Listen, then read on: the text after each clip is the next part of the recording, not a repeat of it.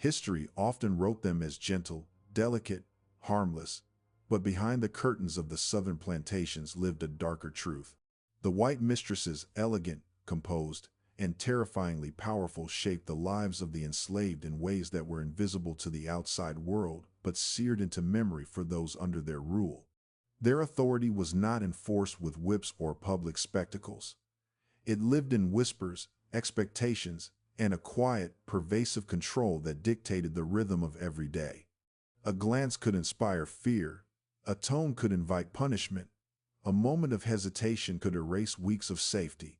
Life in the house, under their gaze, was a constant negotiation with invisible power, a delicate balance between survival and the daily erosion of self. For the enslaved, every interaction was fraught with risk.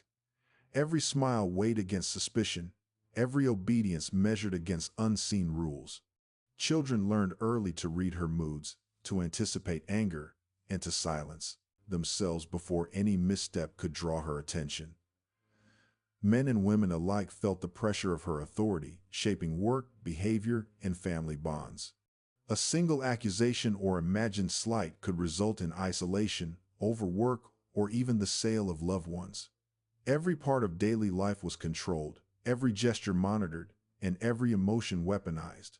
The mistress's power extended far beyond the superficial tasks of the household. She determined the distribution of food, the assignment of labor, and the regulation of clothing.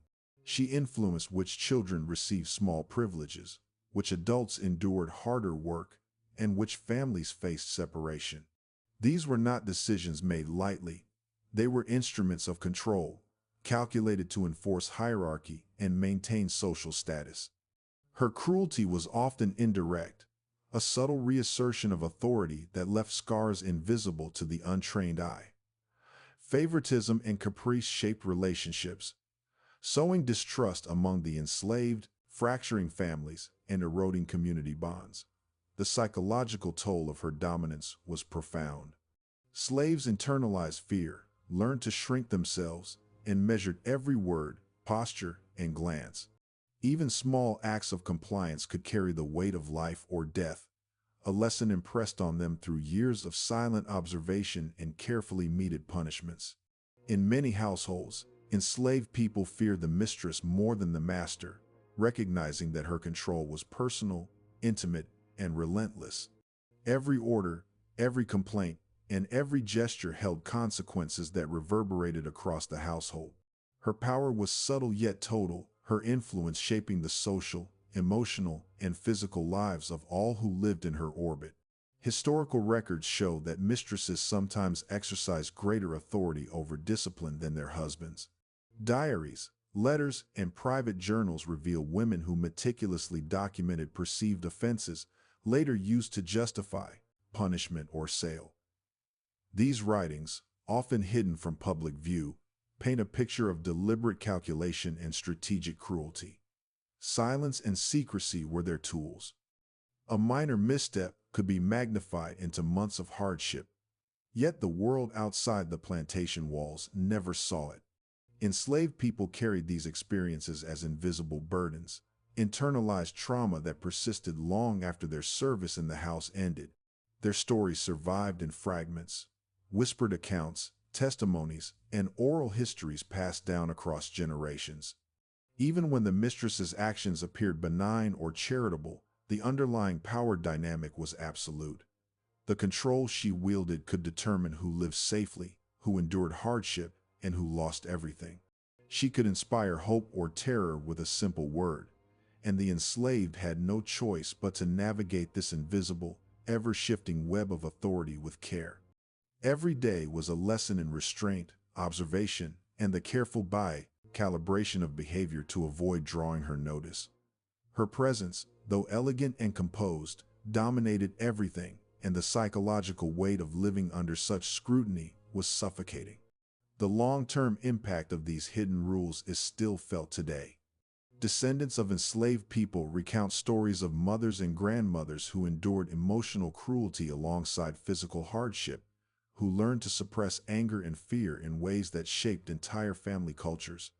Survivors described a duality, the outward refinement of the mistress and the inward terror she inspired.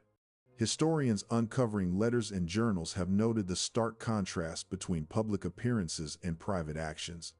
Many mistresses projected an image of genteel innocence while orchestrating the daily lives of enslaved people with meticulous control, ensuring that the social order of the plantation remained unchallenged. The cruelty was calculated, systematic, and psychologically penetrating, turning ordinary domestic spaces into arenas of domination. And though the plantations eventually emptied and the halls fell silent, the memory of that power remains. It survives in the stories carried across generations, in the unspoken recognition of how deeply control can cut into the soul. These women were not mere bystanders, they were enforcers, architects of oppression who wielded influence that left invisible chains, proving that in the shadows of wealth and refinement, terror could thrive unseen. To understand the full story of slavery, one must see not only the masters with their visible authority, but also the mistresses whose subtle, relentless power shaped the lives of those under their gaze with devastating precision. Their influence was quiet but absolute, leaving a legacy of fear, endurance, and resilience that history often overlooked but cannot erase. Even as the plantation itself appeared calm, orderly, and genteel, the enslaved knew the truth of the mistress's power. It was constant, invisible, and inescapable. No corner of the house was free from her scrutiny. Kitchens, bedrooms, parlors, and hallways all became theaters of control, where one wrong glance or misstep could summon punishment or public humiliation. The fear she inspired was silent but pervasive.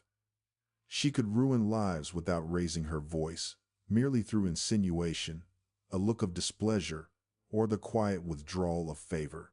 Families lived in terror not just of physical abuse but of emotional manipulation. As children were sent to the fields for minor infractions or spouses were reassigned to different labor, all because she exercised her authority with a subtle yet unyielding hand. Obedience became the currency of survival, and the rules, ever shifting and unspoken, ensured that the enslaved were trapped in a web they could never fully understand. Daily life was a balance of careful observation, preemptive submission, and internalized anxiety, all performed to survive the mistress's judgment. The home, which to outsiders seemed refined, polished, and serene, was a crucible of psychological endurance. Her control extended beyond the immediate household, influencing social hierarchies, labor distribution, and family bonds among the enslaved. Through selective punishment and favoritism, she cultivated distrust, ensuring that solidarity among enslaved people was difficult to sustain. Some enslaved workers were deliberately pitted against one another, coerced into spying or reporting on peers, a system that reinforced her authority and magnified her power without overt violence. Emotional cruelty was as effective as physical punishment, and often more devastating, because it penetrated the mind, creating long-lasting trauma. Mistresses would test loyalty through small, seemingly arbitrary commands, watching responses closely to evaluate obedience. Failures were punished harshly, while compliance was rewarded subtly, reinforcing the psychological grip. These methods produced a climate of constant tension where enslaved people had to monitor not only their own behavior but the moods, expressions, and preferences of the mistress to navigate everyday life. Her power was not just over labor, but over emotions, perceptions, and the very sense of self of those under her authority. Some mistresses chronicled their observations and grievances in private journals, detailing perceived slights or mistakes by the enslaved. These documents, often discovered centuries later in archives or family collections, reveal meticulous attention to minor infractions and a relentless desire to assert dominance. In these pages, historians have uncovered patterns of emotional cruelty that complemented the structural oppression of slavery itself.